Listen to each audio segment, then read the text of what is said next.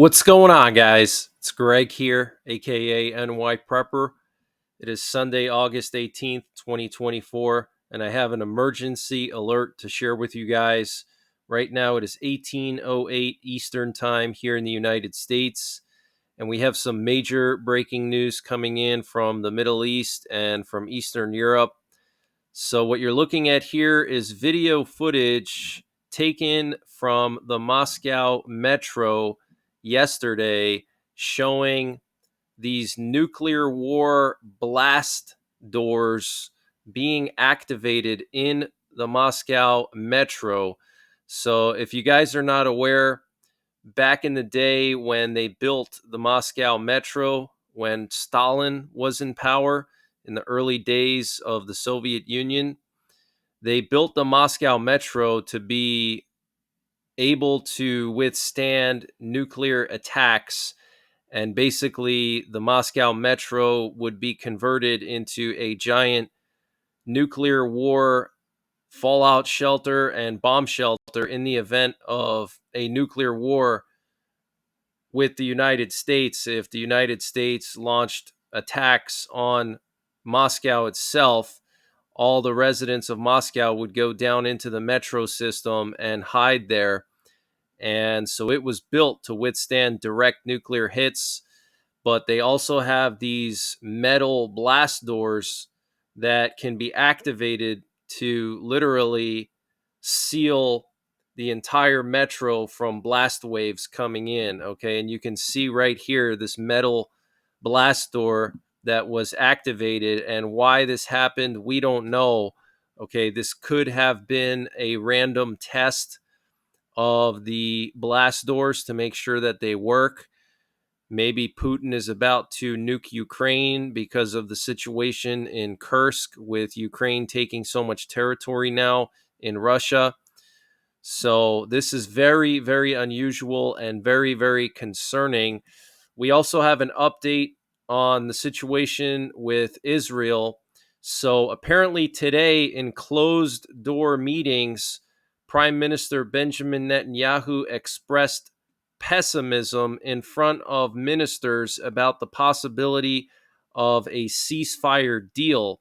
Apparently, there is not a high chance that Netanyahu will accept a ceasefire, according to Khan News.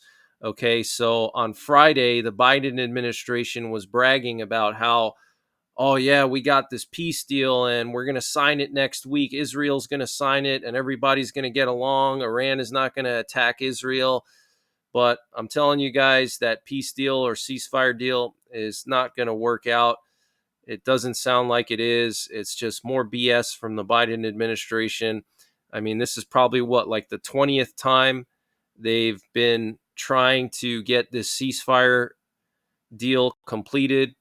And, now they're really pushing Israel hard because they're afraid of escalation. They basically want Israel to cater to Hamas and Iran, and they basically want Israel to capitulate. That's what they want Israel to do. They want Israel to capitulate and stand down to avoid an Iranian attack. That's what's going on here. That's why Iran hasn't struck Israel yet. I think because Iran is basically telling the U.S. through back channels, listen, if you push Israel into a ceasefire, then we won't attack Israel. That's what I think is going on. And the Biden administration is going along rather than standing with Israel. This is just absolutely insane. And we're hearing initial reports that Hamas has rejected the U.S. peace plan. In a statement, Hamas blames Israel, saying that Israel changed the terms of the deal and they are unable to complete the negotiations based on these changes. And the Polish airline LOT, which is Polish state-owned airlines, has extended their suspension of commercial flights to and from Ben Gurion International Airport in Tel Aviv until at least Tuesday. And the IAEA Director General Rafael Grossi was called to visit the Kursk nuclear power plant immediately by Russia.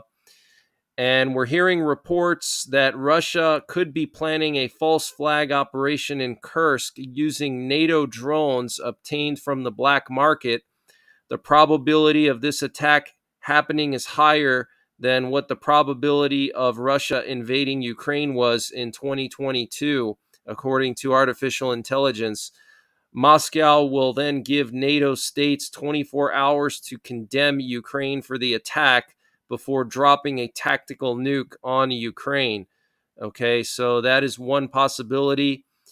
And the nuclear safety situation at the Russian occupied Zaporizhia nuclear power plant is deteriorating after reports that a drone struck the road near the facility's perimeter, the IAEA reported on August 17th. Russian state media claimed earlier on August 17th that the Ukrainian military launched the drone at the ZNPP. Kyiv has repeatedly accused Moscow of using the plant as a launch site for drone and artillery attacks on the Ukrainian-controlled territory across the Dnieper River. An IAEA monitoring team visited the impact site and reported that the damage appeared to have been caused by a drone carrying explosives. Director General Rafael Grossi called for maximum restraint from all sides. Nuclear power plants are designed to be resilient against technical or human failures and external events, including extreme ones, but they are not built to withstand a direct military attack, just as with any other energy facility in the world, Director Grossi said. The IAEA team said that the drone hit did not cause any casualties or damage to plant equipment, but said military activity near the ZNPP has been intense in recent days. A fire at the plant's cooling towers on August 12th caused significant damage, though it did not pose a threat to nuclear safety. Grossi said the drone strike highlights the vulnerability of such facilities in conflict zones and reiterated calls to adhere to the agency's 5 principles of nuclear safety. And before I continue with the breaking news, I wanted to mention the sponsor for this update, which is Patriot Supply. Guys, Patriot Supply is doing their most aggressive discount yet on their 3-month emergency food supply. And to get the deal, you got to go to preparewith NYPrepper.com. They've lowered the price of their 3-month food supply from $800 down to $500. 3 months of emergency food for $500. That is a really good deal, and it will last you 25 years because it is freeze dried and it's all packed within 6 rugged water resistant buckets. So you have all that food in a small package. You can store that pretty much anywhere. And you can also take it with you. If you have to bug out, you can throw that in your vehicle easily. So use the link preparewithnyprepper.com to get $300 off the My Patriot Supply 3-month emergency food supply, $500 for it. Also, they have free shipping and handling included.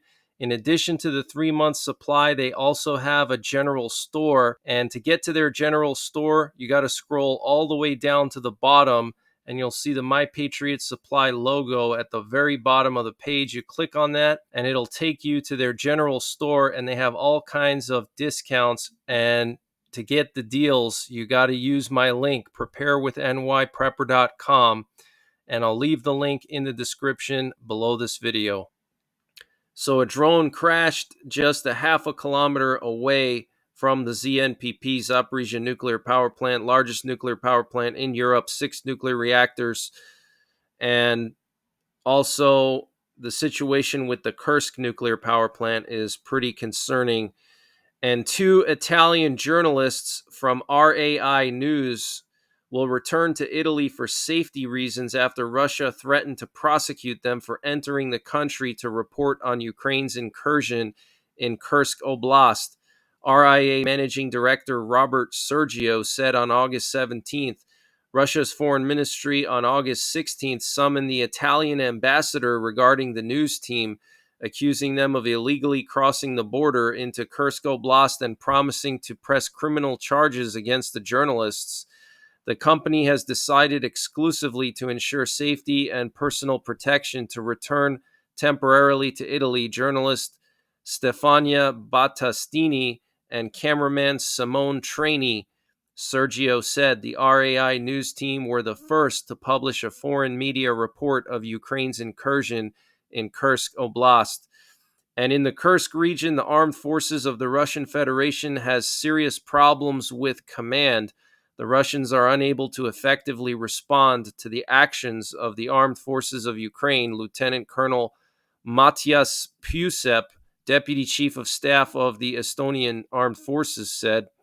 And Russia attacked the capital of Ukraine last night in 2 waves. Initially, they launched North Korean KN-23 missiles, which were intercepted by air defenses before reaching the city. Later, they fired Iskander missiles, which were also shot down. So Russia now using North Korean missiles, guys. Okay, that is insane. And Russia carried out 4,600 Iranian drone strikes against Ukraine in the last 2 years. And each one of these drones costs $200,000 a piece. That is absolutely insane.